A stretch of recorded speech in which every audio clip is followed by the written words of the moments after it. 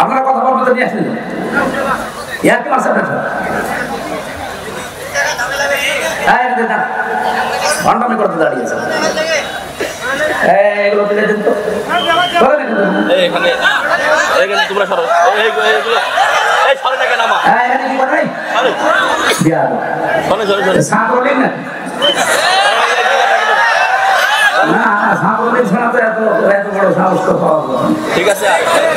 নিষিদ্ধ হয়ে আছে এরপর এখানে এসেছে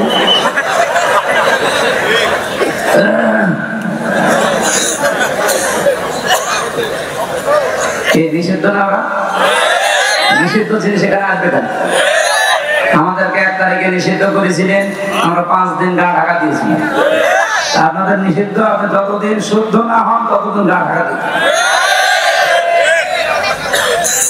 স্বরাষ্ট্র উপদেষ্টা তো পরশুদিন কি ঘোষণা দিয়েছেন দেখেছেন যদি কোন জায়গায় কোন ডাকাত চোর ছিনতাইকারী চাঁদাবাজ ধরতে পারেন জায়গায় মেরে ফেলবেন কোনো বিচার নেই এরকম হওয়া দরকার যা আরম্ভ করেছি ওরা আজকে আমি প্রশাসনের সাথে একজনের কথা বলছিলাম আসার সময় বলছে এখন যে বিশৃঙ্খলা গুলো তৈরি হচ্ছে সব ওদের ভেতর থেকে আমাদের ভেতরে ঢুকতেছে যেন এই সরকার ব্যর্থ হয়ে যায় এই জন্য খুব সতর্ক থাকা লাগবে ভাই এই ছেলে এমন একটা দেবো না কানের নিচে জায়গা মতো বসে পড়বে না সরে যান ওখান থেকে সরে যান ওখান থেকে বাচ্চা দিয়া দেবে 14 বার কথা বলা লাগে ভান্ডামি করা তুমি আসলে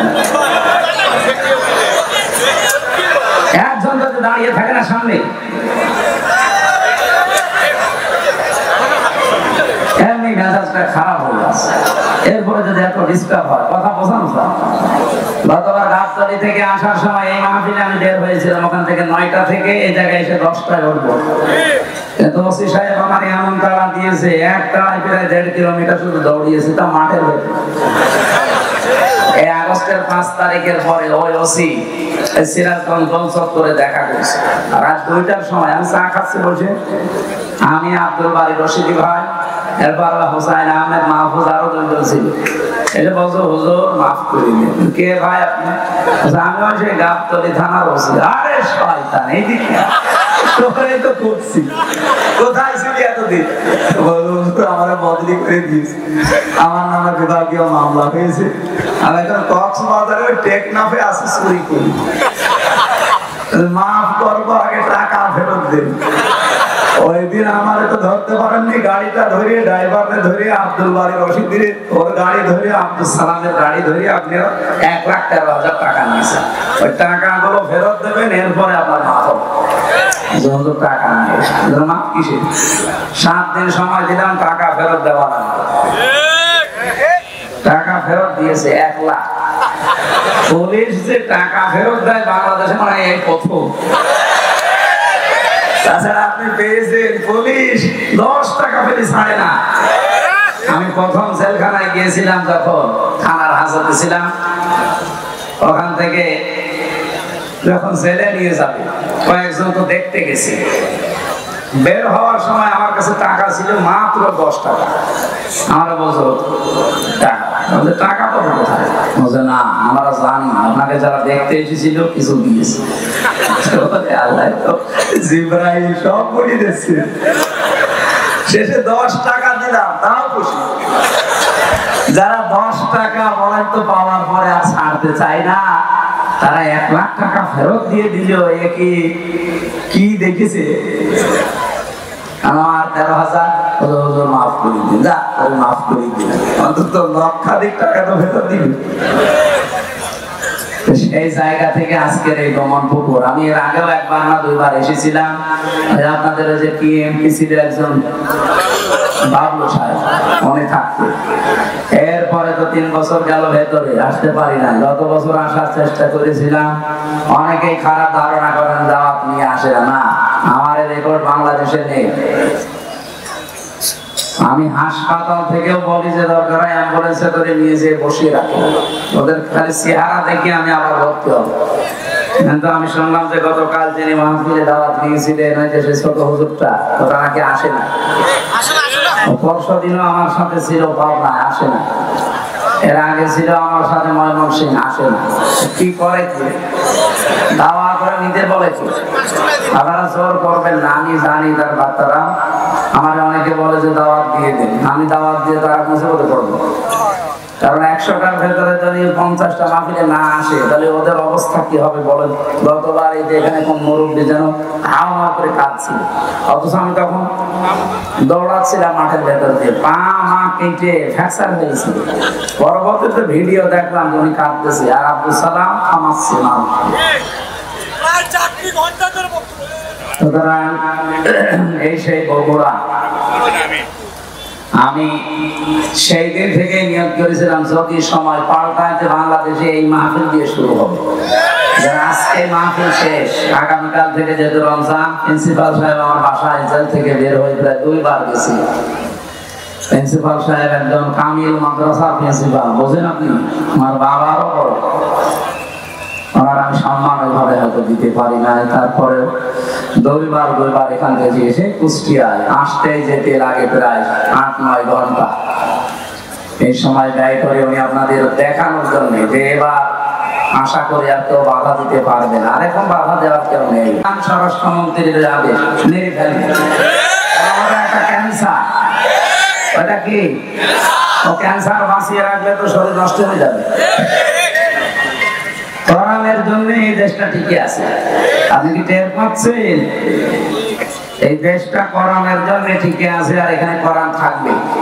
96% মুসলমান আমরা এই দেশে, কি নামাজ কম বেশি না পড়তে পারি, রোজা না রাখতে পারি, কোরআন শরীফ সম্পর্কে কিছু বললে দল বেদল নেই, তারই দেখে নেব। কারণ কিয়ামতের দিন কোন কোরআন শরীফ যদি বলে আল্লাহ আমি এর পক্ষে, তুমি মাফ করে দাও, আল্লাহ বলে যা মাফ করে দিলাম।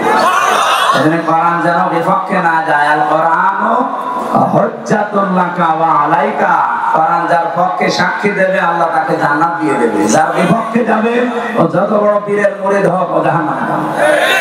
এখানে আব্দুল বারী রশিদী সাহেবের উপরে, আব্দুল সালামের উপরে যাদের রাগ, মন খারাপ, ভুল বোঝেন না, এটা আমাদের কোনো দোষ নেই। কোরআন শরীফ আমি মাথায় নিয়ে বলতে পারি, আমি 100 বার চেষ্টা করেছিলাম, ওখানে আমি 8টা থেকে 9টা 1 ঘন্টা কথা বলেছি গাবতলীতে, ওটা ঠিক মতো হয়ে গেল। সেই দিনও মনে হয় প্রধান অতিথি ওখানকার আওয়ামী লীগের একজন সভাপতি নাকি যেন উনি ছিল, তারপরে এখানে একজন ভিপি ছিল প্রধান অতিথিকে আমি জানি না, শাহিন নাকি, ওনারে আমি কল দিয়েছিলাম ওই দৌড়াতে উনি বলছে হুজুর আপনি আসলে আমি তুলতে পারবো না, তাই আপনি যদি না পারেন আমি যাবো কোথায়। শেষে সিএনজি দিয়ে মোটরসাইকেল দিয়ে কোথা থেকে সিরাজগঞ্জ পর্যন্ত পানি এইভাবে হয়, আর আপনারা রাগ করেন যে উনি আসলো না, আমি আসবো কি করি, আমার তো আসতে দেয় না। এই জন্য এখন বলছে আসেন, এই মাইক দিয়ে দিলাম, এখন মাইক কেটে নিলেন। ও মায়ের দুধ খেয়েছেন আমি দেখবো, আসে মাইক ছেড়ে দিলাম, কেড়ে নিলেন।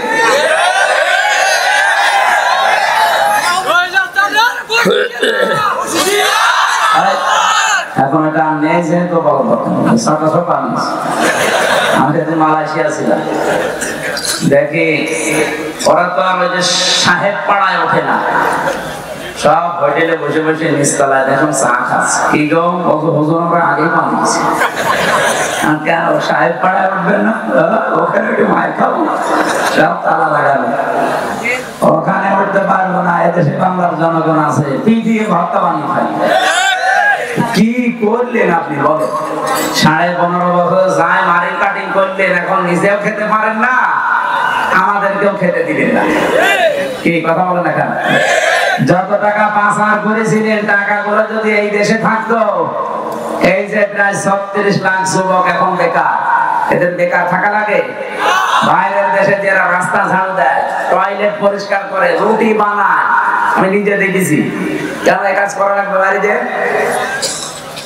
এদেশটা এত সমৃদ্ধশালী আর এত সম্পদ আল্লাহ এখানে দিয়েছে, বাইরের রাষ্ট্রগুলো পাগল হয়ে যাচ্ছে, বিশেষ করে চীন তো পাগল হয়ে যাচ্ছে দেশটাকে উন্নত করার জন্য, শুধু টাকা ঢালবে, এত টাকা নেই কি দেখে ঢালবে তারা। এতদিন যে মানুষগুলো দায়িত্বে ছিল, আমাদের যারা ছিল এরা তো না, দায়িত্ব তো পালন করেছে দাদারা যা বলেছে তাই করেছে। ওরা আমাদেরকে ভয় দেখাতো আমরা নাকি না খেয়ে মারা যাবো। আরে ভাই, আমাদের বছরে 1 মাস না খেয়ে থাকা ফরজ। কালকে থেকে 1 মাস না খেয়ে থাকা কি? বলেন বলেন, কেন? আল্লাহর হুকুম তো আছে, আরো 27টা কায়দা আছে। রব্বুল আলামিন বলেন, ওয়ান্তাসুমু খায়রুল লাকুম ইন কুনতুম তা'লামুন। যদি তোমরা রোজা রাখো, সিয়াম সাধনা পালন করো, তোমাদের জন্যই ভালো হবে, উপকার হবে যদি তোমরা বোঝো। আয়াতটা নিয়ে চিন্তা ভাবনা করলাম, না খেয়ে থাকার ভেতরে আবার উপকার কি? কষ্ট হইতো কি? না খেয়ে থাকার ভেতরে কষ্ট, উপকার কিসের? 2টা বিষয় আমি পেয়েছি।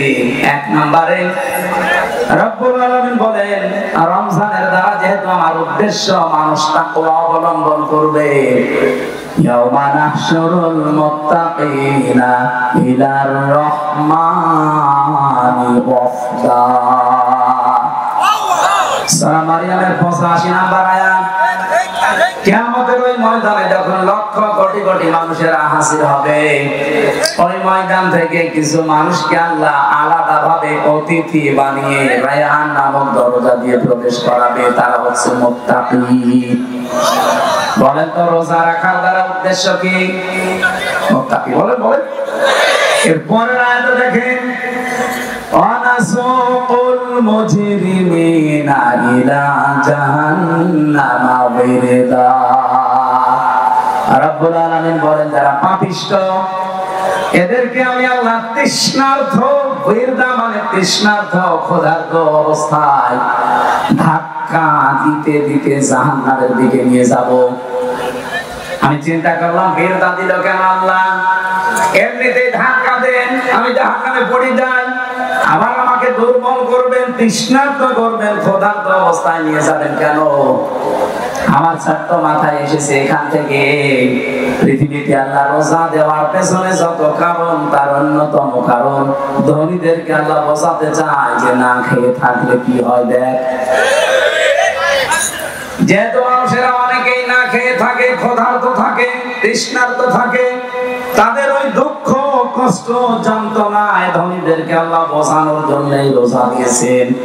এই রোজা যারা রাখে নাই, এই মুসলিম, এই পাপিষ্ঠদেরকে আল্লাহ এমন ধাক্কা দেবে যখন ক্ষুধার্ত এবং তৃষ্ণার্ত থাকবে। বলেন নাউজুবিল্লাহ।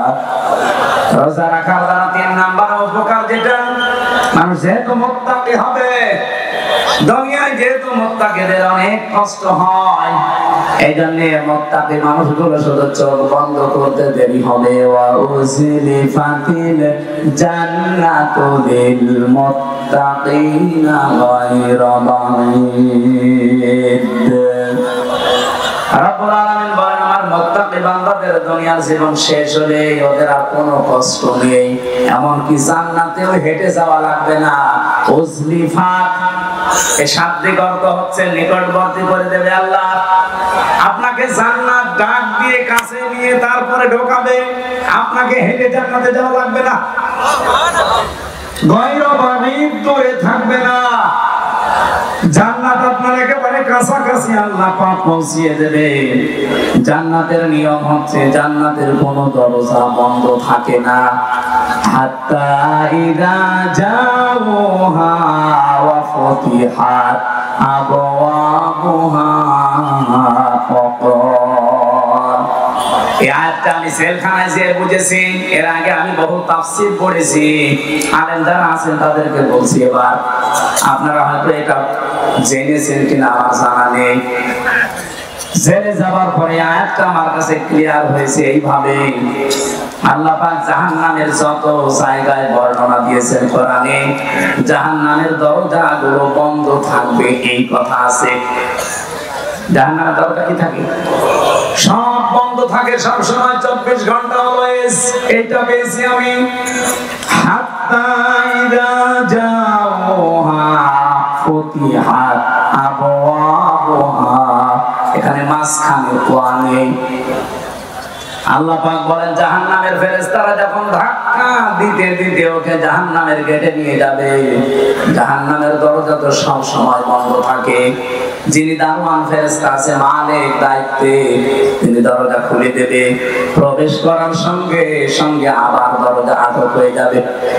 কিন্তু জান্নাতের দরজা কোনো সময় আল্লাহ বন্ধ রাখে না, 24 ঘন্টা ওপেন রেখে দেয়। এই মানুষগুলো যখন জান্নাত কাছে নিয়ে এসে আপনাকে প্রবেশ করাবে, জান্নাতের দরজা তো বন্ধ নেই, খোলাই থাকবে। জেলখানায় গিয়ে একটা বুঝলাম এইভাবে, আমি এর আগে জানতাম না যে জেলখানা এভাবে 24 ঘন্টায় বন্ধ থাকে। কিন্তু এখন দেখলাম যে জেলখানা কিন্তু 24 ঘন্টা তালা লাগানো। যখন কাউকে নিয়ে যায় তালা খুলে ভেতরে ঢুকিয়ে দেয়, আবার যখন ভেতর থেকে আসবে কেউ বের হয়ে আবার বন্ধ করে দেয়। জাহান্নাম আল্লাহ কিন্তু 24 ঘন্টা পাহারাদার দিয়ে বন্ধ করে রাখে দরজা। জান্নাতি মুত্তাকি বান্দাদের যে বর্ণনা বলছিলাম, এদের যেন কষ্ট না হয়, এজন্য জান্নাত কোনো দূরে থাকবে না, একেবারে কাছাকাছি নিয়ে এসে দেবে আল্লাহ। 27টা উপকারের কথা আমি তাফসীরে মাযহারিতে পড়েছি। আমি আলেমদেরকে বলছি নোট করে আপনি নিজে মানুষকে শোনাবেন। 1 নাম্বার উপকার হচ্ছে মাত্র 2017 সালে এটা আবিষ্কার হয়েছে, অটোফেসি। নাম শুনেননি? যে বিজ্ঞানী এটা আবিষ্কার করেছে ইউশোনারি ওসামি, এর বাড়ি জাপানে। চিকিৎসা বিজ্ঞানের উপরে গবেষণা চালিয়ে লোকটা নোবেল পর্যন্ত পেয়েছে, নোবেল পুরস্কার। 2017 সালে মানে চিন্তা ভাবনা করেছে মানুষের এই শরীর নিয়ে। পুরা বডির ভেতরে 2 কোটির উপরে কোষ তিনি পেয়েছেন। কত কোষ পেয়েছেন? 2 কোটি। কিন্তু এই 11-12 মাসে একাধারে মানুষ যখন খাবার খেতে থাকে, তখন ওই পাশাপাশি কিছু কোষ তৈরি হয়। ওই কোষগুলো শরীরের এই 3.5 হাত বডিতে 2টা ক্ষতি করে। 1 নম্বরে আপনার শরীরে হয় ক্যান্সার হবে, না টিউমার হবে। বিজ্ঞান এখন 5.5 কেজি রক্ত পেয়েছে আমাদের শরীরে। এই 5.5 কেজি রক্তের ভেতরে 5 প্রকার ক্যান্সার হয়, আর টিউমার হয় 3 জাতির। হয়তো কোনটা ফুলে ওঠে, কোনটা ভেতরে থাকে, কোনটা ফলেও না ভেতরে থাকে না, রক্তের সাথে আস্তে আস্তে মিশে যায়। এই যে কোষ যেগুলো বৃদ্ধি হয়েছে 11-12 মাস ধরে, এইগুলোর কারণে এই সমস্যাটা তৈরি হয়। চিন্তা করলেন কিভাবে এই কোষ থেকে মানুষকে মুক্ত করা যায়। 13 বছর একাধারে গবেষণা করেছিলেন।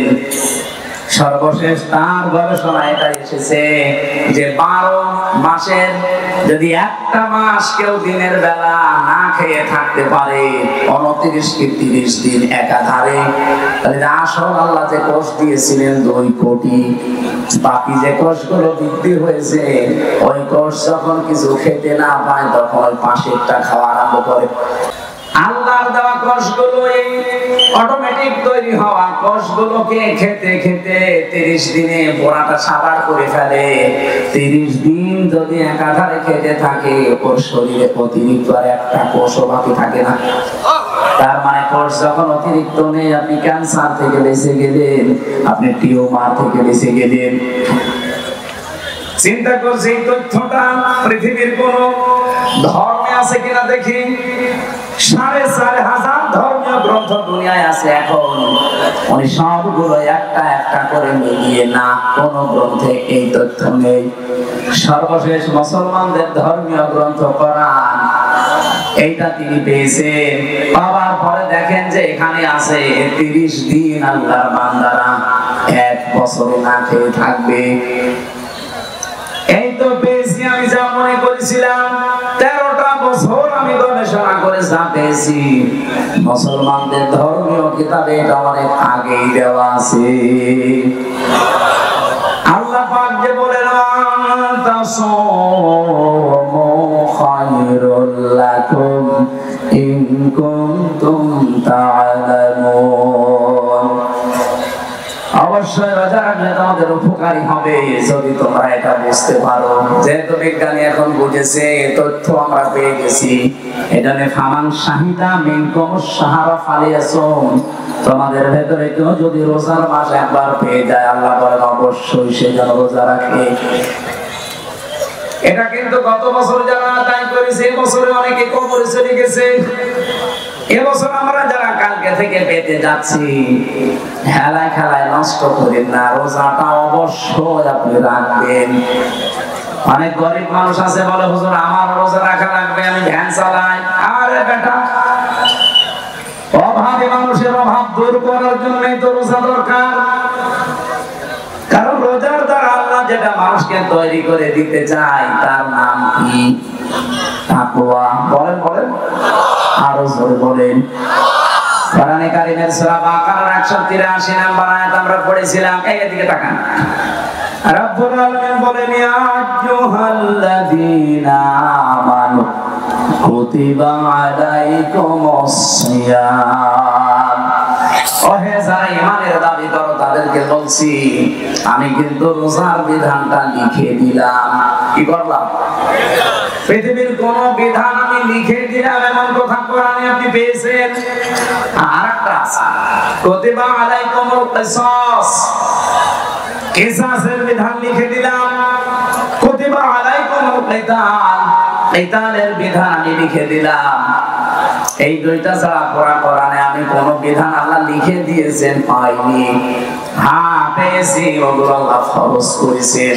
এজন্য সেখানে ফারদ পাবেন, ফারদুন। কিন্তু রমজানের ব্যাপারে আল্লাহ কথা বলতে গিয়ে বলেন, কুতিবা আলাইকুমুস সিয়াম, আমি কিন্তু লিখে দিলাম সিয়ামকে। আজকের এই জমিনটা যদি আমি সভাপতি সাহেবকে বলি যে স্যার আপনাকে আমি দিয়ে দিলাম, কোন দাম আছে আমার এই কথা? বলেন বলেন। যদি এটা সই স্বাক্ষর করে দলিল করে স্ট্যাম্প করে বলি, এই যে নে, এই জমির দাম এখন 1 বিঘা 20 লাখ, এই কথা বলেন। ব্যক্তি তো একই, আগে দিয়েছিলাম মুখে মুখে, এখন আমি দলিল করে লিখে সই স্বাক্ষর করে দিয়ে দিলাম, দাম হয়ে গেছে আকাশ আর পাতাল। আগেরটা কোনো মূল্যই ছিল না, পরেরটার মূল্য 20 লাখ। কথা বলেন ঠিক কিনা? রব্বুল আলামিন বলেন, আমি রোজা তো তোমাদের জন্য ফরজ করেছি ফারদ ওয়াদ দিয়ে না, কাতাবা দিয়ে। আমি কিন্তু লিখে সই স্বাক্ষর করে দিয়েছি। এত দামি বিধান এটা আমি আল্লাহর কাছে, পৃথিবীর অন্যান্য বিধানগুলো আমি দুনিয়ায় নাযিল করেছি জিবরাইলকে দিয়ে, আর রোজাটা নাযিল হয়নি, এটা আমি আল্লাহ নিজে আমার রাসূলকে আরো সেই উপহার দিয়েছি। বিশ্বনবী মুহাম্মদ রাসূলুল্লাহ 50 ওয়াক্ত নামাজ পেয়েছিলেন। ভালো করে শুনবেন, আমি বলার জন্য বলছি, শোনার জন্য শুনবেন না, এখানে কিছু নেওয়া লাগবে। 50 ওয়াক্ত নামাজ পেলেন তিনি, 6 মাস রোজা পেলেন, আনন্দে আসছিলেন। প্রতিমধ্যে হযরতে মুসা নবীর সাথে দেখা।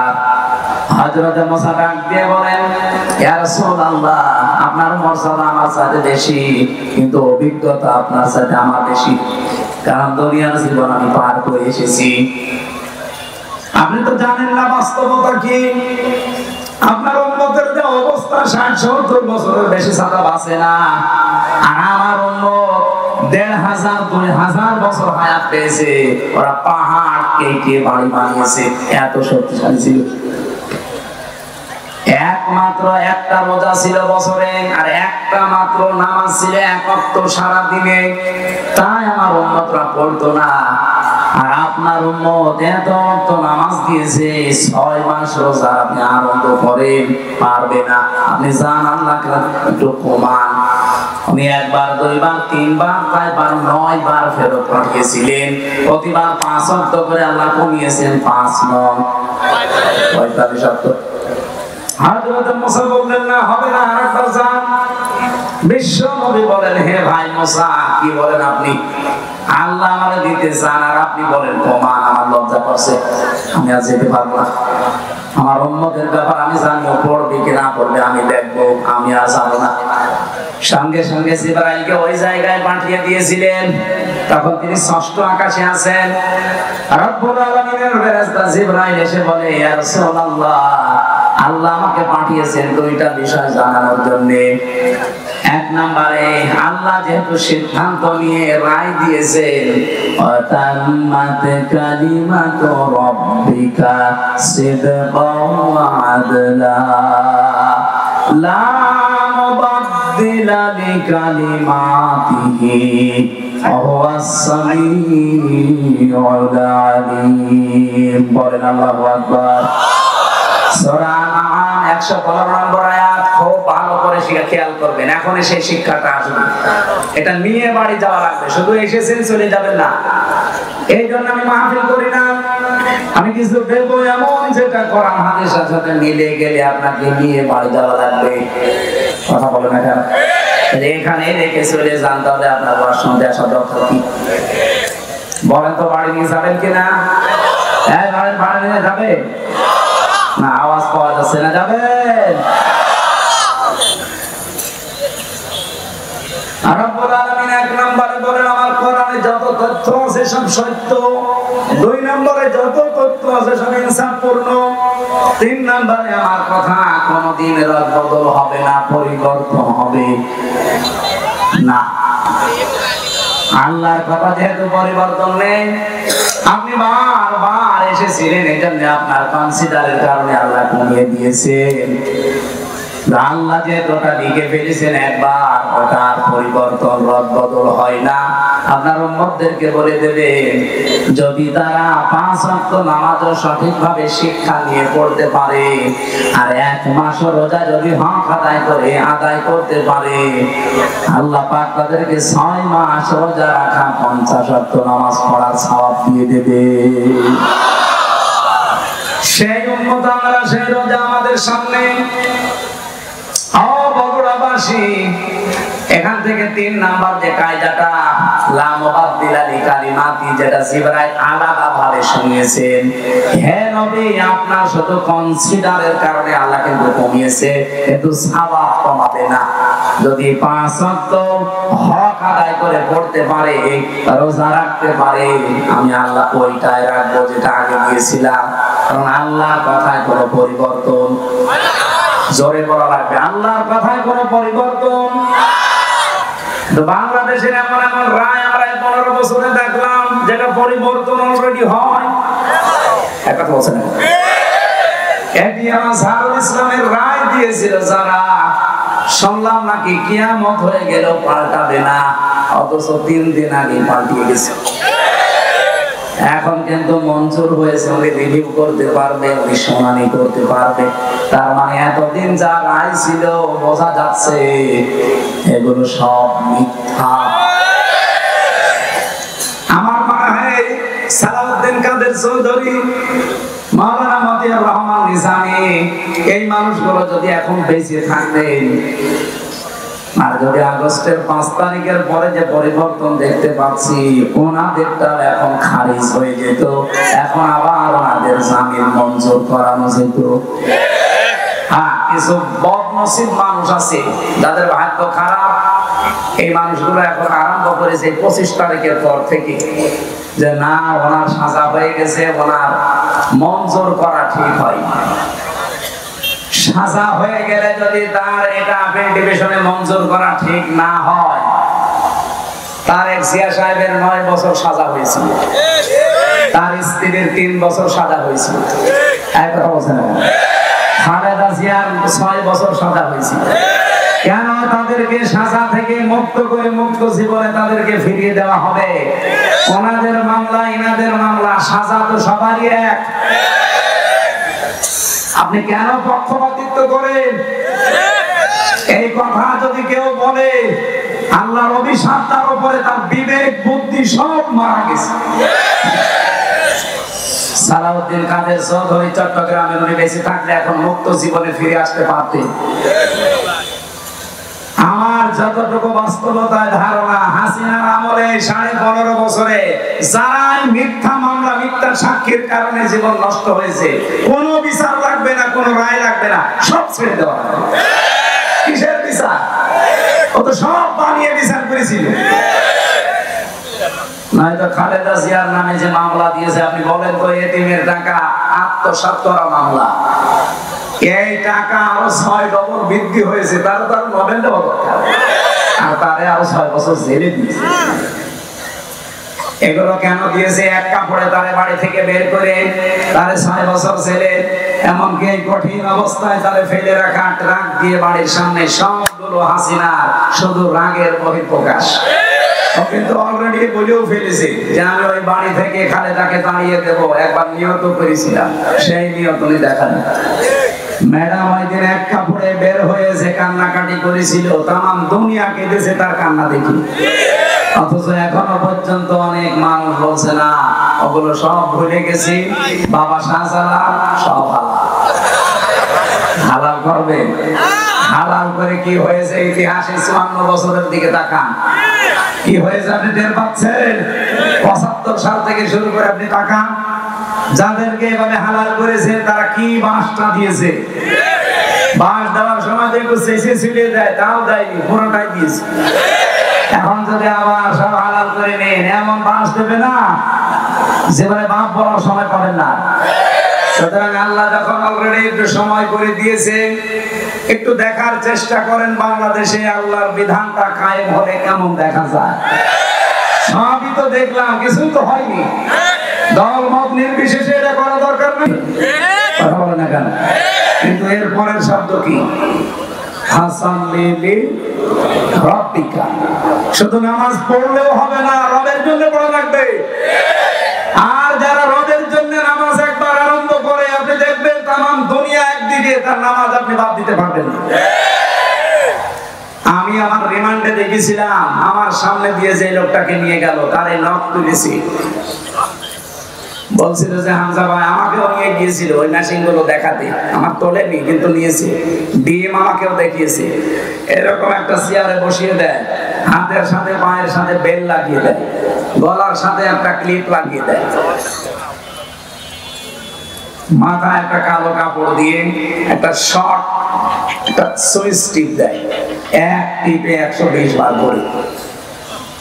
টের পাচ্ছেন 120 বার 1 মিনিটে, 1 সেকেন্ডে কয়বার হয়? চিন্তা করতে পারেন, ঘুরে দেখান তো।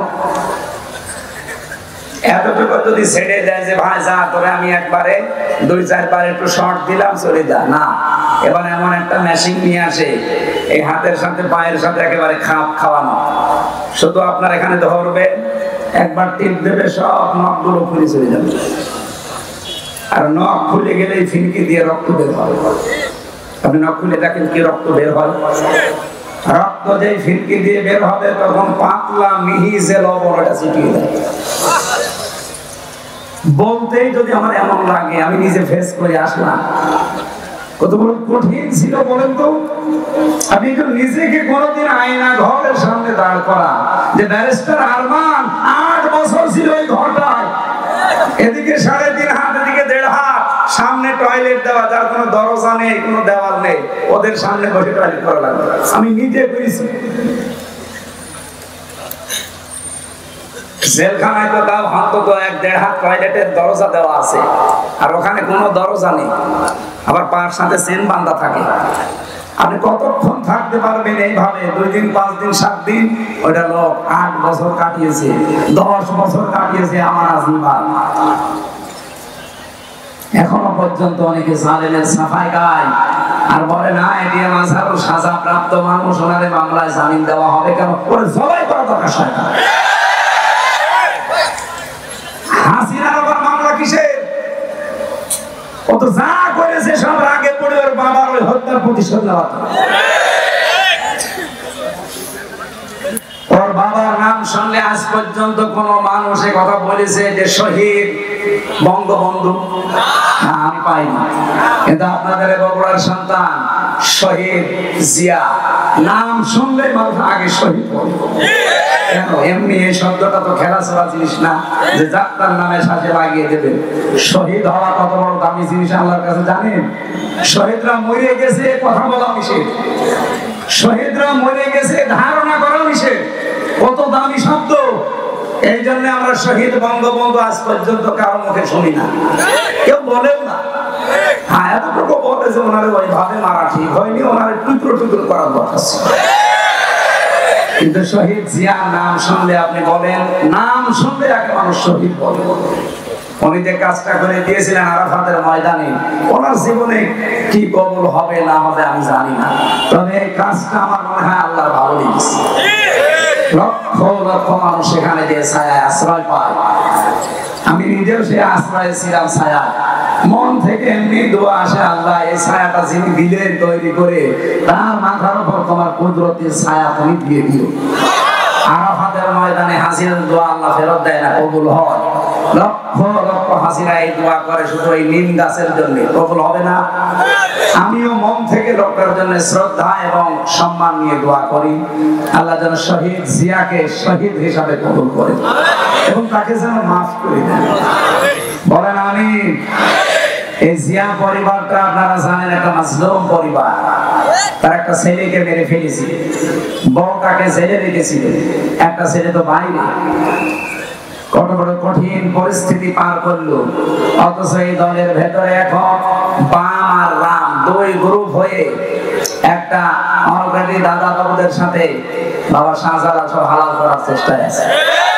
আর একটা গ্রুপ যেটা ডানপন্থী, এত কঠোর, কোন ভারত না কোন পাকিস্তান না, এই দেশ চলবে আমাদের নিজেদের ভোটে। আর আমরা এইটাই চাই, এদেশের মাতব্বরি কোন ভারত না, কোন চীন না, কোন পাকিস্তান না, কোন সৌদি আরব না, এখানে চলবে আমাদের মঙ্গল। যেহেতু ৯৬% মুসলমান এখানে আমরা বাস করি, আমরা আল্লাহর গোলাম পরিচয় দেই, সুতরাং আমরা আল্লাহর বিধান এখানে চাই। এই ব্যাপারে কারো যদি দ্বিমত থাকে হাত তোলেন, তোলেন।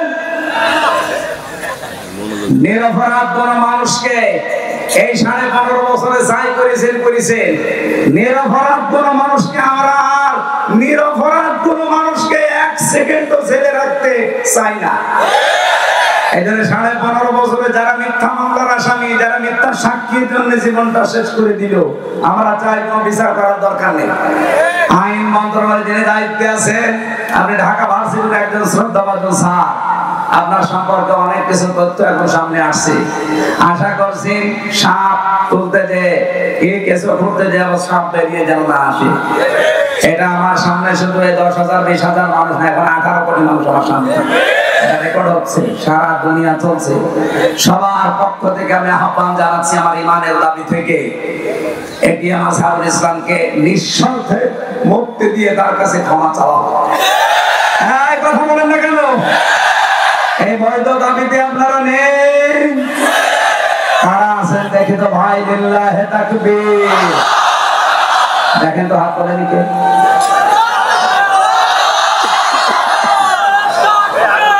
আলহামদুলিল্লাহ।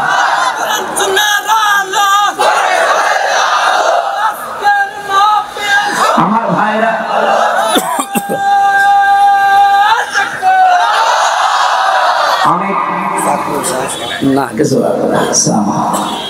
আমি কথা তুলেছিলাম লা মুবাদদিলা লিকালিমাতিহি, আল্লাহর কালামের কোনো পরিবর্তন নেই। বাংলাদেশের কালামগুলো যে পরিবর্তন এখন হয়ে গেল, এটার দ্বারা আজ আন্তর্জাতিক যে বিচার ব্যবস্থা আছে কি কি পরিগণিত হচ্ছে এই দেশটা, আপনি বলেন। সারা বিশ্ব থেকে দেখেন ধিক্কার আসবে যে এই যে বানানো বিচার ব্যবস্থা, ট্রাইব্যুনাল, সবগুলো একজনের আদেশে চলেছে, আর ওনাকে আদেশ দিয়েছে ওনার দাদারা। কথা বলে না কেন? কি মান থাকলো দেশের? আমাদের দেশটা ডুবিয়ে ফেলেছে একেবারে। সারা দুনিয়া থেকে এখন কিন্তু কথা অলরেডি আসতেছে যে তাহলে এটিএম আজহারুল ইসলামকে যদি সত্যি এখন রিভিউ মঞ্জুর করে, তাহলে এর আগের গুলো এরকমই ছিল। এটা তো সব দেখছি বানানো ছিল। ট্রাইব্যুনালও বানানো, বিচারপতিও বানানো, সাক্ষীও বানানো, প্রসিকিউটর বানানো। এই কথা বলছে না? যিনি বাদী মামলার তিনিও বানানো।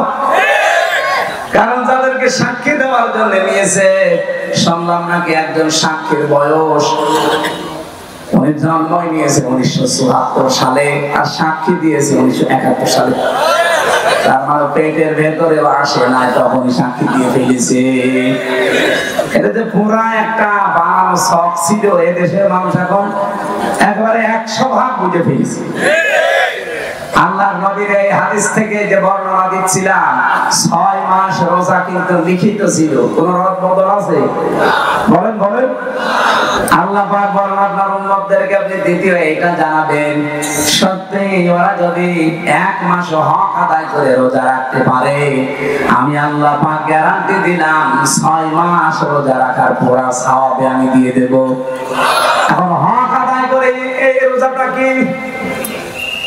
বিশ্বনবী বলেন, মান সামা রমাদানা ঈমানা ওয়া ইহতিসাবান গফিরা লাহু মা তাকদ্দামা মিন যামবি। এদিকে তাকান, এখানে শিক্ষা আছে। যে ব্যক্তি রোজা রাখে রমজান মাসে ঈমান এবং ইহতিসাবের সাথে, এটা কি? দুইটা বিষয়ের হাদিস আমরা সেই জন্মের পর থেকে শুনেছি, কিন্তু কোনদিন চিন্তা ভাবনা করেছেন এখানে কি দিয়েছেন আল্লাহ। যে ব্যক্তি রমজানের রোজা রাখে দুইটা জিনিস নিয়ে, এদিকে তাকান, এখানে কথা বলছেন, পরে একটু পরে আগে দুইটা শুনে তারপরে যাবেন। আমি আপনাকেও জিজ্ঞাসা করবো, প্রিন্সিপাল সাহেব আপনাকে বলা লাগবে, এতদিন পড়াচ্ছেন, এই দুটা বলা লাগবে। কেউ যদি সত্যি রমজান মাসে রোজা রাখে কয়টা জিনিস সামনে নিয়ে? বলেন বলেন। 1 নম্বরে ঈমান, কিসের সাথে? এখন প্রশ্ন আসতে পারে, আমার ঈমান তো আছে, আমি তো ঈমানের সাথে রোজা রাখি না। আপনি কি ঈমান যদি দাবি করেন যে আমার ঈমান আছে, মাস্ট বি আপনাকে ঈমানের আগে একটা কাজ করা লাগবে। ওইটা যারা করে না তাদের ঈমান টেকে না। ফামাইয়া করবে তাগুত ইউমিন বিল্লাহ, আল্লাহ পাক নিজে বলেন সূরা বাকারা 256 নম্বর আয়াতের মাঝের অংশে আছে, কেউ ঈমান আনতে চাইলে তার প্রথম কাজ হবে সে যেন তাগুতকে ছেড়ে দেয়। তাগুত কাকে বলে? তাগুতের অর্থ 4টা। 1 নাম্বার তাগুত হচ্ছে ওই শক্তি যে আল্লাহর হুকুম নিজে মানে না, অন্য কেউ মানতেও দেয় না। বলেন তো এই তাগুত পৃথিবীতে নেই? হ্যাঁ বলেন না কেন? চারিপাশে আমাদের এই যে শক্তি আছে, নিজেও মানে না, কেউ মানতেও দেয় না। 2 নম্বরে তাগুত শয়তান। 2 নম্বরে কি? 3 নম্বরে তাগুত মানুষের তৈরি করা আইন। এটা আপনার ঘা লেগে গেল না? আমি কি গোপন করে দেব? না, গোপন করার জন্য আসি না, গোপন করলে আমার ওয়াজ শোনা যায় না। সুতরাং মানুষের তৈরি করা আইন যারা দুনিয়ায় প্রতিষ্ঠা করার কাজ করেন, আপনি কিন্তু তাগুত, আপনার ঈমান এখনো আনাই হয়নি। আর আপনার এই যে ঈমান দিয়ে আপনি রোজা রাখবেন, রোজার যে পরবর্তী শব্দ গফিরা লাহু মা তাকদ্দামা মিন যামবি, আপনার সব অপরাধ আল্লাহ মাফ করে দেবে কি করে? আপনি তো রোজা রেখেছিলেন ঈমান ছাড়া। আপনি কি মনে করেন যে পৃথিবীর অন্যান্য ধর্মে যারা আছে তারা রোজা রাখে না? আমি বাইরের দেশগুলোতে ইহুদিদের সাথে মিশেছি, খ্রিস্টানদের সাথে মিশেছি, বৌদ্ধদের সাথে মিশেছি, আর মুশরিক তো পাশে আছে। এদের সাথে তো পিরায় দেখা হতো আগে, কারণ এই বাংলাদেশের ছাড়া আমার বেশি অনুষ্ঠানগুলো ভারতে হয়েছে। আশপাশে কোনো প্রদেশ আমার বাদ নেই।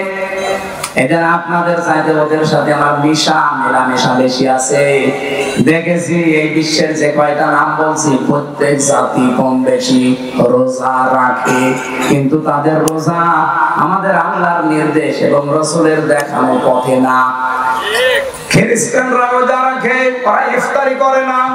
ইহুদিরা রোজা রাখে, ওরা সেহরি। আর হিন্দু যারা কেউ মরে গেল ওরা রোজা রাখে, উপোস থাকে, ওরা সেহরিও নেই, ইফতারিও নেই। আমাদের নবী যে আনন্দের কথা জানিয়েছেন, লিসাইমি ফারহাতুন ইনদা ফিতরিহি ওয়া ফারহাতুন ইনদা লিকাই রাব্বিহি। ইবনে মাজাহ শরীফের হাদিস। নবীজি বলেন প্রতিটি রোজাদারের জন্য 2টা আনন্দের জায়গা আছে। 1 নম্বরে ও যখন ইফতারি নিয়ে বসবে সারা দিনের পরে, তখন একটা আলাদা আনন্দ আল্লাহ তাকে দান করবে।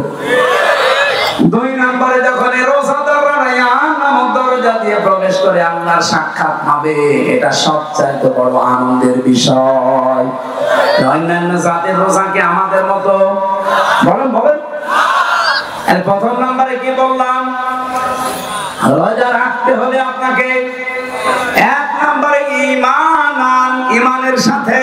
আর ঈমান আনতে হলে আগে আপনাকে তাগুত ছাড়া লাগবে।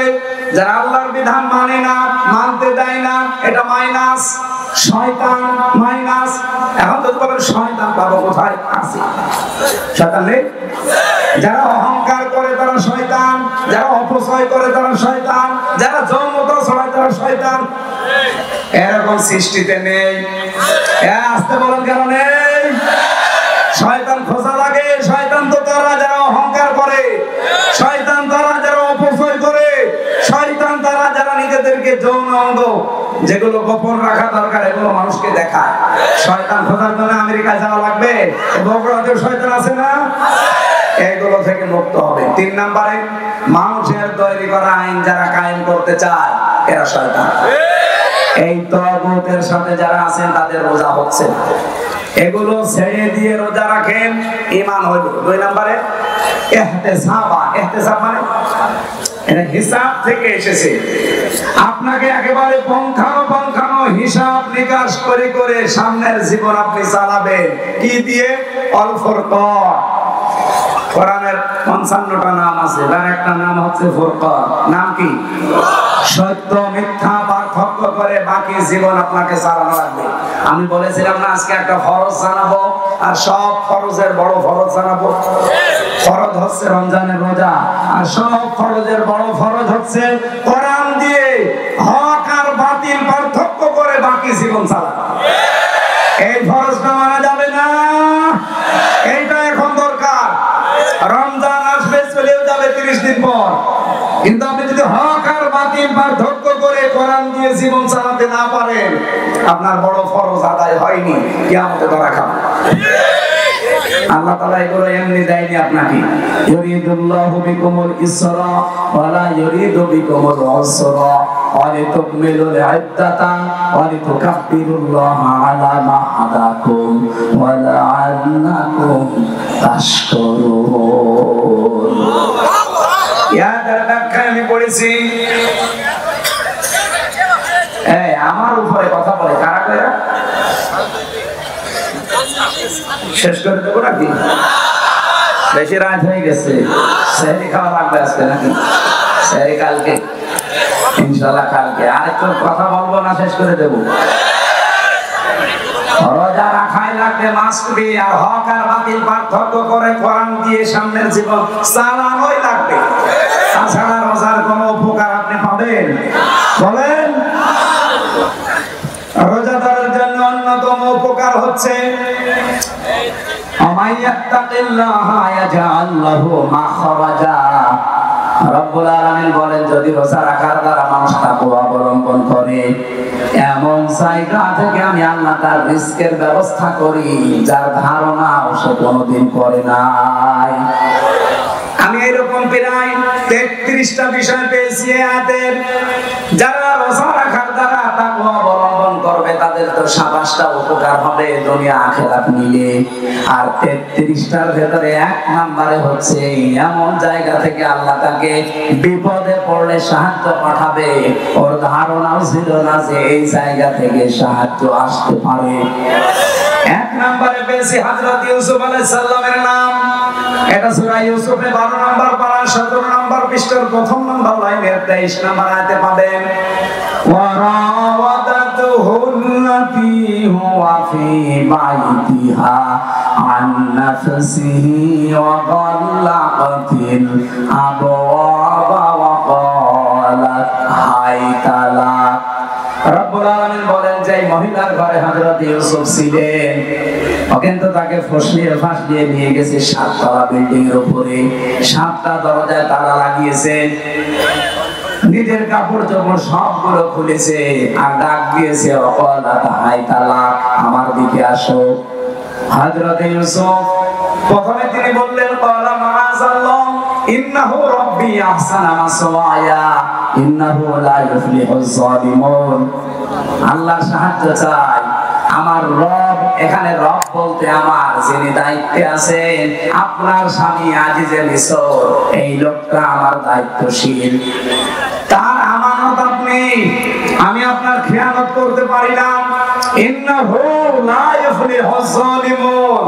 খেয়াল করেন, ইউফলিহু এটা মুসারে বর্তমান ভবিষ্যৎ, প্রেজেন্ট ফিউচার। ইউসুফ নবী ওখানে যে মহিলাকে উদ্দেশ্য করে কথা বলছিলেন, ওখানে মহিলা কয়জন ছিল? আরো জোরে বলেন।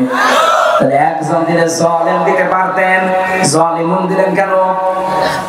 হযরত ইউসুফ যদিও জুলাইখাকে উদ্দেশ্য করে কথাটা বলতে চেয়েছেন, কিন্তু কিয়ামত পর্যন্ত হাজারো জুলাইখার বোন আসবে।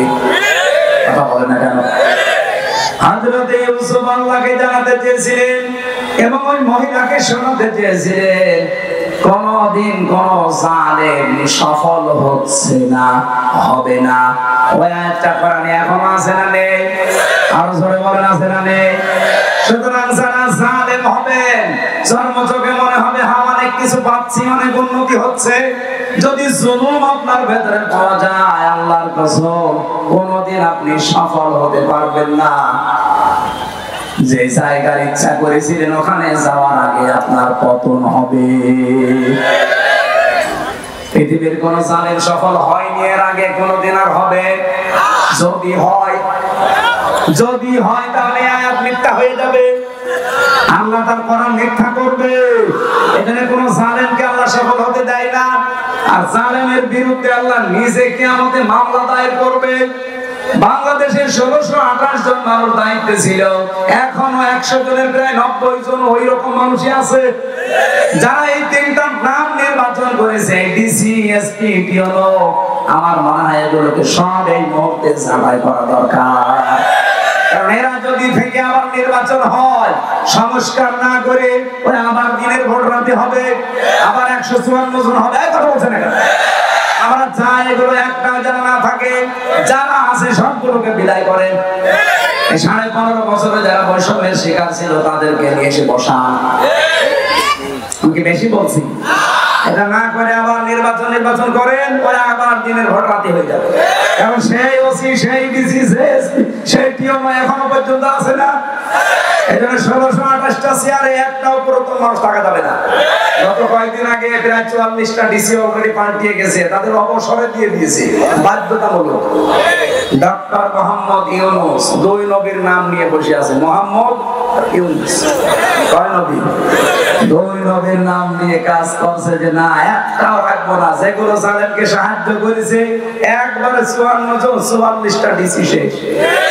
বলছে আপনারা বাধ্যতামূলক অবসরে। বলছে না, আমাদের তো এখনো বয়স শেষ হয়নি। না, শেষ হয়ে গেছে। নির্বাচনের আগে হাসিনা যেমন করেছিল, চাচা এরশাদের কাছে যে বলছে আপনি অসুস্থ, বলছে কই আমি তো ভালো না, আপনার চলে হাসপাতালে ভর্তি করে একটা ইনজেকশন দিয়ে শুইয়ে রেখেছে। আমার মনে হয় এটাই করা লাগবে। এই 1628টা যারা আছে একটা আমরা দেখতে চাই না। আমি নাম নিলাম না, পাশের জেলা নাটোরের সর্বোচ্চ পর্যায়ে যিনি দায়িত্বে ছিলেন, উনি বৈষম্যের শিকার হয়ে 15.5 বছর ওএসডি হয়েছিলেন। পরবর্তীতে এসে একটা দায়িত্ব পেয়েছে, ওনার সাথে আমি গোপনে কথা বলছিলাম। উনি বলছিল হুজুর এখনো পর্যন্ত 100 জনের 90 জন ওই শয়তানরা আছে। আপনারা আমরা চিল্লা পাল্লা করে কি ওগুলো পাল্টানো লাগবে কি? 9 দফার ভেতরে সংস্কার একটা নেই, কথা বলেন না কেন? আমরা চাই একটাও যেন না থাকে। নির্বাচনের আগে সব পাল্টাতে হবে, সব পাল্টিয়ে এরপরে নতুন মানুষ দিয়ে নির্বাচন করে এদেশে যারা যাবে তাদেরকে আমরা ওয়েলকাম জানাবো। কিন্তু জালেম হবেন না। যদি জুলুম করেন, হানিফের বাড়ির দিকে তাকান, কুষ্টিয়া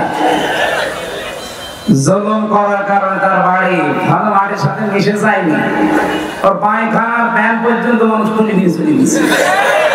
এজন্য আগামীতে যারাই আসবেন চেয়ারে বসবেন, যদি জুলুম করেন কারোর উপরে, 5 বছর পরে দেখবেন আপনার বাড়িও শ্মশান হয়ে গেছে। গতকালকে ঝিনাইদহ ছিলাম, হুজুর এই জায়গায় হিরণ চেয়ারম্যানকে পিটিয়ে মারার পরে ন্যাংটা করে পেছনে বাঁধ দিয়ে খাড়া করে দিয়েছে। এই জায়গাটা দেখলাম, হিরণ চেয়ারম্যান কত অত্যাচার করেছে নারী পুরুষের উপরে। জুলুমের প্রতিশোধ 5 তারিখে একেবারে বিকালে 1 ঘন্টার ভেতরে মানুষ পিটিয়ে মেরে ফেলেছে জায়গায়। এরপরে আবার টাঙিয়ে রাখছে রাস্তার মোড়ে টাঙিয়েছে, পেছনে দিয়েছে বাঁশ আর ছোট ঠ্যাং কেটে ফেলেছে। কি অপমান বলে! কারণ জালেমদের উপরে রাগ কার? আল্লাহ নিজে, আল্লাহ বলেন আমি নিজে মামলা দেব। ইন্নামাস সাবিলু আলাল্লাযিনা ইয়াজলিমুনা নাস, জালেম যারা ওদের বিরুদ্ধে আমি নিজে মামলা দায়ের করব। বাংলাদেশে আমার যাদের উপরে হাসিনার মামলা ছিল কেউ খালাস পায়নি। তারেক জিয়া থেকে শুরু করে খালেদা জিয়া থেকে শুরু করে এটিএম আজহারুল আমির হামজা মামুনুল হক দেখে হাসিনা যার বাদী সবগুলো জেল খেটেছি।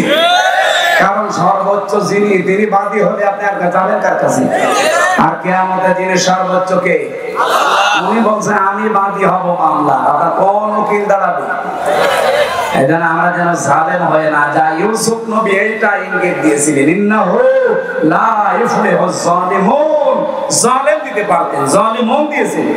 কোন জালেম সফল হয়নি, সফল হবেও না কোনোদিন। সুতরাং আপনি আমার এই কাজ করবেন। এটা বলার পরে আমি তাফসীরে খাজানের ভেতরে পড়েছি, জুলাইখা সঙ্গে সঙ্গে নিজের শরীরের যত কাপড় ছিল প্রায় সবগুলো খুলে ফেলেছি, নেংটি ছাড়া। নেংটি ছাড়া সব খুলে ফেলে যখন সামনে এসেছে ইউসুফের হাত দিলেন, কিন্তু মানুষ হিসাবে তার ভেতরে চাহিদা নেই। আপনি আয়াতের পরবর্তী আয়াত দেখবেন 24 নম্বর আয়াত সূরা ইউসুফের, ওয়ালাকাদ হাম্মাত বিহি ওয়া হাম্মা বিহা। জুলাইখা যেমন কাপড় চোপড় করেছে না করার জন্য রাজি, ইউসুফও রাজি। কি প্রিন্সিপাল সাহেব ঠিক আছে এটা? না না মানে ঠিক আছে, আপনি আর বাংলা অর্থ নিয়ে আসেন। ওয়ালাকাদ হাম্মাত বিহি ওয়া হাম্মা বিহা, ইউসুফ রাজি, জুলাইখা রাজি। তাই না মানে আপনি আমার বেশি বলছেন, আপনি কম করেন ফেরত নিয়ে আসেন। বাংলা তো এটাই লেখা আছে, এভাবে অর্থ করলে ইমান থাকবে। এটা নবীর উপরে তহমত চলে যাচ্ছে না জেনা, অথচ আল্লাহ কিন্তু এইভাবেই নাযিল করেছেন, ওয়ালাকাদ হাম্মাত বিহি ওয়া হাম্মা বিহা। আরে ভাই এই জন্যই তাফসীর মাহফিলে আসতে হবে। আপনি যদি সবই বুঝে ফেলেন তা আমি কি ঘাস কাটছি? আল্লাহ রাব্বুল আলামিন বলেন দুইজনে কিন্তু এগ্রি হয়ে গিয়েছিল। এখানে একজন পুরুষ, ওয়ালাকাদ হাম্মাত মহিলার শব্দ আল্লাহ দিয়েছেন মুআন্নাস, ওয়ালাকাদ হাম্মাত বিহি ওয়া হাম্মা বিহা এটা মহিলা। একটা পুরুষের নাম মহিলার নাম দিয়ে আল্লাহ জানাতে চায় জুলাইখা তো আগেই রাজি ছিল, ইউসুফ রাজি হয়ে গিয়েছিল। এটা ইউসুফ রাজি হয়ে গিয়েছিল, এটার ব্যাখ্যায় তাফসীরে জালালাইনের ভেতরে পড়েছি হযরত ইউসুফ তো মানুষ না ফেরেশতা? হযরত বলেন মানুষ হিসাবে চাহিদা আমাদের চাইতে আর 100 গুণ বেশি ছিল। কারণ আমার হাতের ভেতরে যে শক্তি আছে, হযরত ইউসুফ নবী ছিলেন, এক একজন নবীর ভেতরে আমাদের মতো 100 আমির আমদার শক্তি আছে। আমি মেয়ের দেখলে যদি কন্ট্রোল হতে না পারি, আর তাও যেমন তেমন কালো ধলা, আর উনি পেয়েছে বিশ্ব সুন্দরী, তাও উলঙ্গ। আপনি চিন্তা করতে পারেন পৃথিবীতে আমি 4 জন মহিলার নাম পেয়েছি, আল্লাহ তাদের সব চাইতে সুন্দর করে বানিয়েছিলেন। 1 নম্বরে আমাদের আদি মাতা হযরতে হাওয়া, 2 নম্বরে জুলাইখা, 3 নম্বরে পেয়েছি হযরত ইব্রাহিম নবীর বড় স্ত্রী সারা, 4 নম্বরে আমাদের নবীর মেয়ে ছোটটা ফাতিমাতুজ জোহরা। এত সুন্দর করে আল্লাহ যারা বানিয়েছে, আর ইউসুফ নবীও আমাদের মতো সাধারণ ওই হাড় বাল খাওয়া লোক না। আপনি বগুড়ার মোড়ে মোড়ে দেখেন ইন্ডিয়া হারবার, কলকাতা হারবার, ওনার ভেতরে 100 আমির হামজার যৌবন ছিল। চিন্তা করা যায় কত কঠিন পরিস্থিতি পার করছেন। এই জন্য আল্লাহ বলেন হাম্মাত বিহি ওয়া হাম্মা বিহা। জুলাইখা যেমন রাজি আগে থেকে, ইউসুফ রাজি হয়ে গিয়েছিল। লাউলা আর রাবরহান রাব্বি, যদি তার রব তাকে কিছু দলিল আর প্রমাণ না দেখাতেন। এটা আমি তাফসীর থেকে নোট করেছি। আল্লাহ পাক বলেন তাকে যদি কিছু দলিল প্রমাণ আমি না দেখাতাম, সেও কিন্তু রাজি হয়ে গিয়েছিল। কি দলিল দেখিয়েছিলেন? এখানে 3টা জিনিসের নাম আছে জালালাইনে। 1 নম্বরে তিনি দলিল দেখলেন ওই ঘরের ভেতরে হযরত জিবরাইল হাজির হয়ে গেছে। কেন হাজির হয়েছিলেন? 1 নাম্বার কারণ হচ্ছে এত কিছু সামনে পাওয়ার পরও হযরত ইউসুফ এগিয়ে যাননি, ওইখানে পিছাচ্ছিলেন। আর জুলাইখা এগিয়ে যাচ্ছিল, এই যে পিছিয়ে ছিলেন এতটুকু আল্লাহ ভালো লেগেছে। রব্বুল আলামিন এই জন্যই তার কাছে পাঠিয়েছে প্রথমে একটা চিঠি। হযরত জিবরাইল মেলে ধরেছিল, আমি তোমার মালিক বলছি তুমি কিন্তু জিনা করতে পারো না। 2 নম্বরের দলিল হযরত ইয়াকুব আলাইহিস সালাম যারা মনে হচ্ছে সরাসরি ঘরের ভেতরে দাঁড়িয়ে বলছে, ইউসুফ আমি তোমার বাবা বলছি তুমি কিন্তু জিনা করতে পারো না। 3 নম্বরে আকস্মিক ভাবে ঘরের ভেতরে একটা অন্ধকার পরিস্থিতি তৈরি হয়ে গিয়েছিল।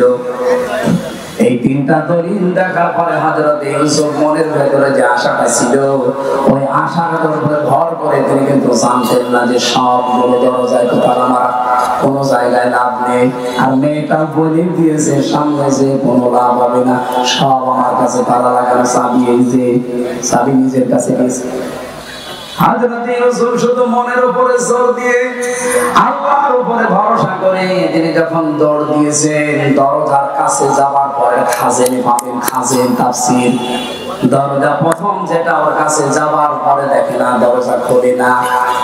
মনে মনে সিদ্ধান্ত নিলেন, আল্লাহ আমি তো তোমার উপরে ভরসা করে মনের উপরে জোর দিয়ে এ পর্যন্ত দৌড়িয়ে এসেছিলাম, কমপক্ষে এই বাস থেকে বাস পর্যন্ত, এই ঘরের কোণা থেকে পর্যন্ত দরজায় আমি আসলাম, দরজা বুঝে অবস্থা তো নিচে মানুষের ভাঙা সম্ভব না, তালা লাগানো। ইউসুফ নবী এই কয়েক সেকেন্ডের ভেতরে ভাবছিলেন ওই মহিলা দৌড় দিয়েছে। প্রথম নম্বরে যখন 1 পা 2 পা করে জুলাইখা এগিয়ে আসে, ইউসুফ নবী তো চোখ বন্ধ করেছিলেন, হঠাৎ চোখ খুলে দেখে দরজা খুলে গেছে। রব্বুল আলামিন বলেন, ওয়া ইয়াত্তাকিল্লাহা ইয়ারযুকহু মিন হাইসু লা ইয়াহতাসিব ওয়া মান ইয়াতাওয়াক্কাল আলাল্লাহি ফাহুয়া হাসবুহু। ইলা আখির আয়াত। সূরা তালাকের 2 এবং 3 নম্বর আয়াতে আছে, আল্লাহর প্রতি কেউ যদি তাকওয়া অবলম্বন করতেই পারে, অবশ্যই আল্লাহ এমন জায়গা থেকে তার রাস্তা তৈরি করে দেয় তার ধারণাও ছিল না। ইউসুফ নবী কোনদিন ধারণা করে না যে দরজা খুলতে পারে। খুলেছে কে? কিসের কারণে? তাকওয়া। বলেন বলেন। আমরা রমজান আল্লাহ দিলে এইটা তৈরি করার জন্য, নারী পুরুষ সত্যি যদি এটা তৈরি করতে পারি 1 মাসের ভেতরে, আগামী বাকি জীবনে এমন এমন জায়গায় বিপদে পড়বেন, সাহায্য আল্লাহ পাঠাবে যেটা ধারণাও আপনার ছিল না। ওই আল্লাহ এখনো নেই। ওই আল্লাহর দিকে তাকিয়ে রমজানের হক আদায় করে রোজা রাখার চেষ্টা চালানো দরকার। আমি শেষ করে দিলাম না, এখানে কিছু কাজ আছে না, মানে আমি শেষ করছি না। এটা কি করেন আপনারা? হ্যাঁ, ভেতরে যারা দাঁড়িয়ে আছেন ব্যাগ নিয়ে আপনারা দাঁড়িয়ে ওই পাশ থেকে এপাশে চলে আসেন, এরপরে আমি শুরু করছি। এখানে আমাদের প্রধান অতিথি আজকে মিল্টন ভাই না, প্রধান অতিথি। এত ব্যস্ত মানুষ এতক্ষণ বসে আছেন, আপনি 2 মিনিট দোয়া শেষ হয়ে যেতে এতক্ষণ বসে আছেন। আলহামদুলিল্লাহ, আমাদের বড় ভাই মিল্টন ভাই, উনি আপনাদেরকে সালাম দেবে, দোয়া নেবে, এরপর আমার আলোচনা দেখি কতদূর কি করা যায়, এরপর দোয়া করবো। মাহফিল তো বছরের মতো এটাই শেষ। বাবা শাহজালাল আজকে সব হালাল করে তুলে দেব। সভাপতি আছে আমাদের শাহাবুদ্দিন স্যার, এরপরে আমাদের মিল্টন ভাই আছে। কথা বলেন না কেন? আপনি বলেন, আপনি ঘোষণা দিয়ে দেন না। মাইকটা দেন, মাইকটা দেন। যারা টাকা পয়সা দিতে চান আমার কাছে দিয়ে দেন। আজকে বক্তব্য রাখবেন আজকের এই অনুষ্ঠানের প্রধান অতিথি, প্রধান আকর্ষণ।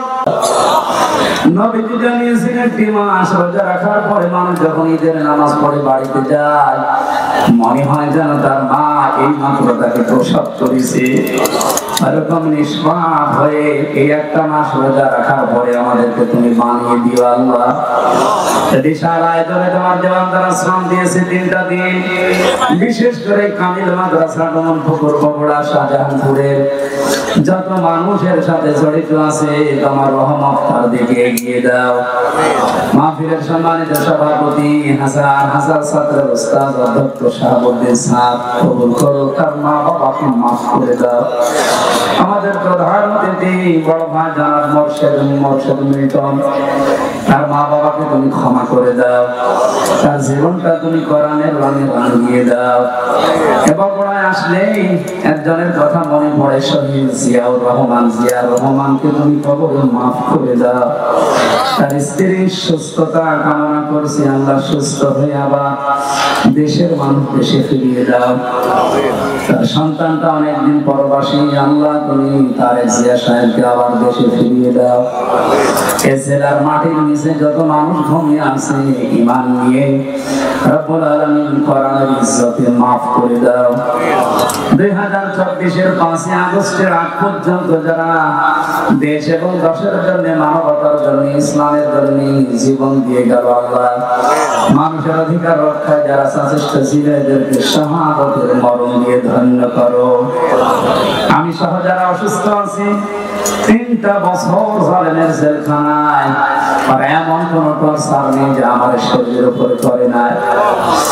অসুস্থ হয়ে পড়েছি, আল্লাহ মেহেরবানি করে সুস্থতা দিয়ে বাকি রোজাগুলো আদায় করার সুযোগ দাও। মা বোনেরা পর্দায় বসে আছে, এদেরকে খাদিজার মতো, আয়েশার মতো বানিয়ে দাও। এই মাহফিলের যত প্রয়োজন আছে এই মাদ্রাসার আল্লাহ তুমি নিজে পূরণ করে দাও।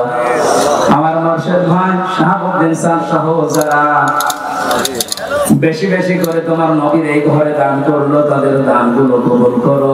যে যেভাবে সহযোগিতার হাত বাড়িয়েছে একটাও ফেরত দিও না, মঞ্জুর করো আল্লাহ।